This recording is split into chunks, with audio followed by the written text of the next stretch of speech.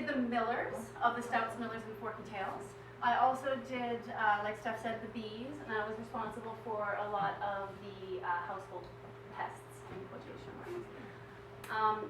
And I did something, we were asked to come and do our favorite insect, as Peggy said, so I decided to, instead of talking about my favorite insect, because it's really hard to come up with a favorite, is that I decided to profile one of the insects that has one of my favorite photos in the book. And that was this one by Terence Hounslow, and it's of a male European wool carder bee. And I don't know if you can see, but he's actually gripping the top of the flower with his mandibles. And it's typical of most bees, they're active during the daytime, and during the evening and nighttime and morning, they tend to be resting or sleeping.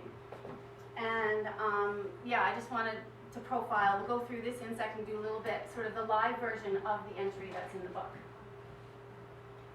So the European wool carder bee is sort of a new bee on the block. It was first recorded in Newfoundland in 2011 by Barry Hicks.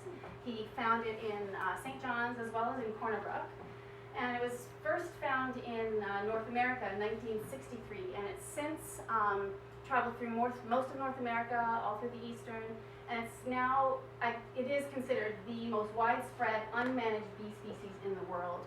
It's native to Europe, Northern Africa, Western Asia.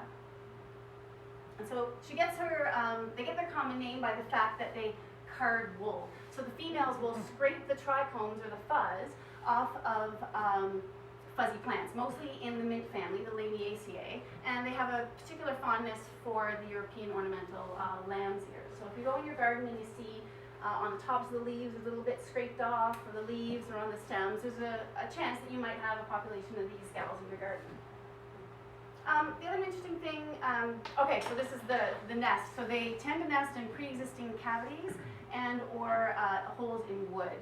And they're typical of most solitary bees in that the female will collect her nest material, form the outside of her brood cell, and then she'll go collect pollen and nectar, make sort of like a little bee bread, lay her egg, and then she'll seal it off. And so each one of these would be a sealed off brood chamber, and they'll spend the fall, winter, and then in the spring you'll get your new bees out.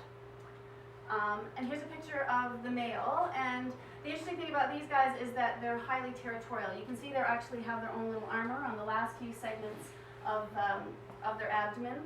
And these guys have been known to defend their territory. So they won't only defend against males of the same species, they'll also defend against much larger bumblebees as well as honeybees. And so we really don't know the impact that having these bees in our urban community is going to have. We don't know the impact it's going to have on some of the native bumblebees, for example. It's been known, it's been shown that native bumblebees don't forage in areas where there's a defending European wool carder bee. I wanted to put this photo up just to kind of remind, again, to thank everybody who contributed photos to this book, because it really is an integral part of the book, and I hope you guys enjoy them as much as we do.